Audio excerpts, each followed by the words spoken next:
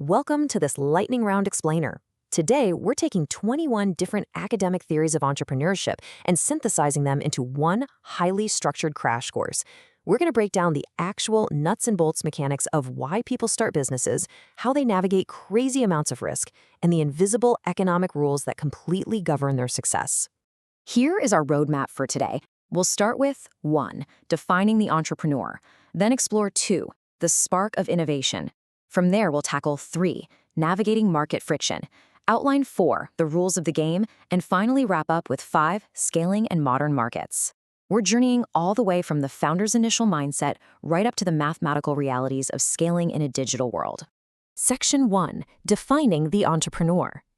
Let's start at the very beginning by asking a seemingly simple question. Exactly who is the entrepreneur, and what makes them step out of the crowd to build something from scratch? To answer that, let's contrast Richard Cantillon's risk-bearing theory with Frank Knight's uncertainty-bearing theory. Think about an 18th century merchant facing market fluctuations. That is risk.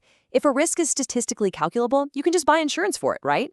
But true profit, Knight argued, is the reward for facing the completely unknowable. You literally cannot buy insurance for a visionary, untested strategy. It requires pure judgment and, frankly, a bit of hubris.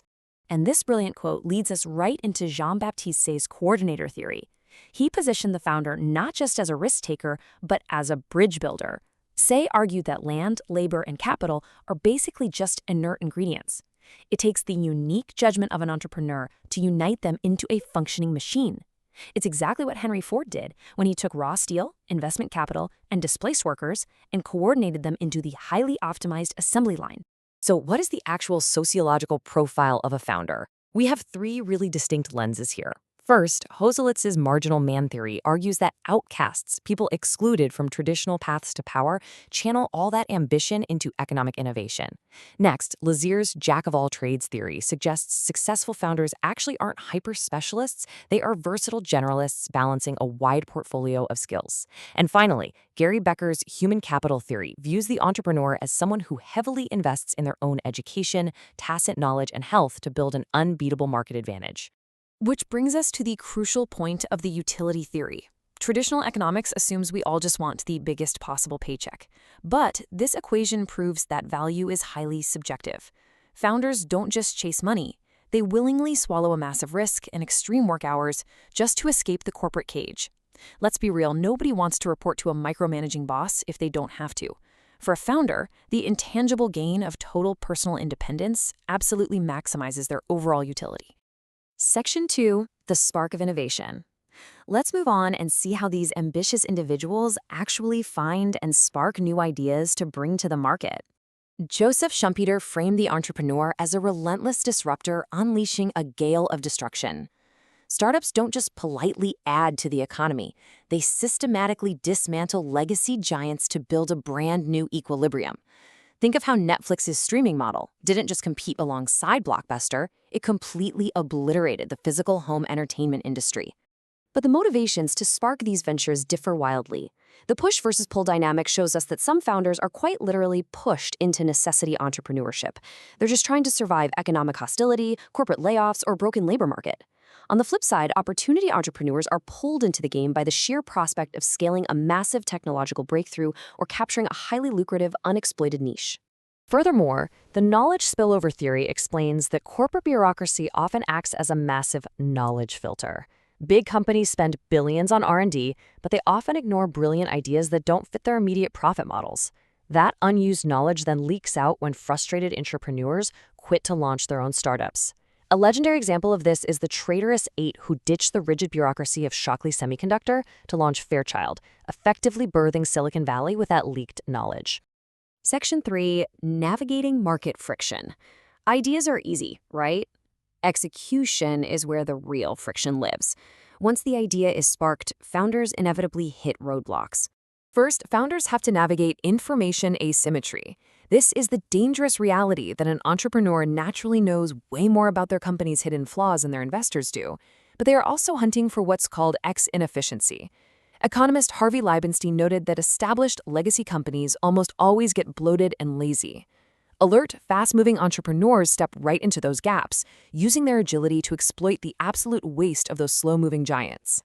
Actually building the firm triggers 3 massive hidden costs. First up is agency theory. How do you get self-interested managers to actually care about the owner's goals?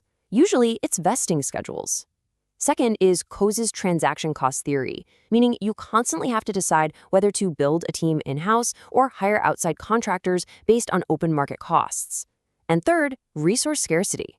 Founders survive that brutal early capital drought using strategies like bricolage, which is literally just making do with whatever cheap, random resources they can cobble together. Section 4. The rules of the game. Entrepreneurs don't operate in a vacuum. They have to navigate the external environment and its prevailing rules. Let's see how this builds a broader macroeconomic picture. William Baumol brilliantly argued that humans are essentially chameleons who just adapt to the rules of the game. If formal laws and informal social norms heavily reward exploiting tax loopholes over actually inventing real products, guess what? Entrepreneurs will simply become unproductive rent seekers. Ultimately, a society gets the exact type of entrepreneurship it incentivizes. Now, here is a totally counterintuitive concept: risk compensation theory.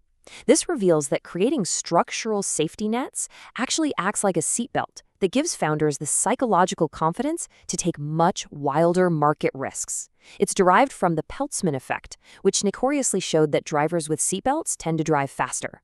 In the business world, this theory suggests that policies like universal basic income or guaranteed healthcare actually boost innovation simply because they lower the catastrophic, life-ruining cost of failure.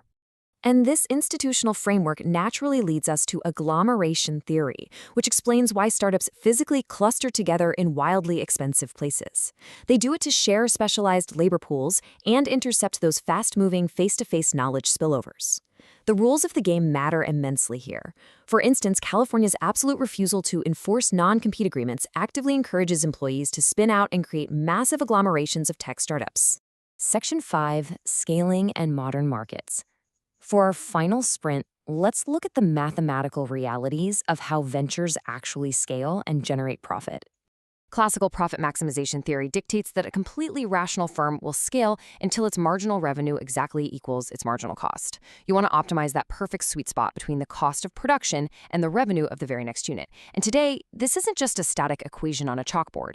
Companies like Amazon utilize dynamic pricing algorithms and machine learning to manipulate product valuations millions of times a day, ensuring they operate at the razor's edge of profit maximization in real time. Finally, we have to look at how returns are distributed. Yes, digital platforms and zero distribution costs allow founders to aggregate the infinite niches of the long tail, meaning you can cater to highly specific consumer tastes rather than just mainstream blockbusters. But the harsh reality of the power law still reigns absolute supreme. Success is simply not evenly distributed. A microscopic fraction of star entrepreneurs and unicorn startups will still capture almost all of the financial returns. As a founder, you have to choose very early on which of these two games you actually want to play. And that concludes our lightning sprint through the mechanics of business creation. We've seen how founders balance the unknowable, exploit lazy market gaps, and adapt to the institutional rules of the game. So, the only question left is this: which of these 21 lenses will you use to uncover the hidden opportunities in your own market? Thanks for joining me on this explainer, and I will catch you next time.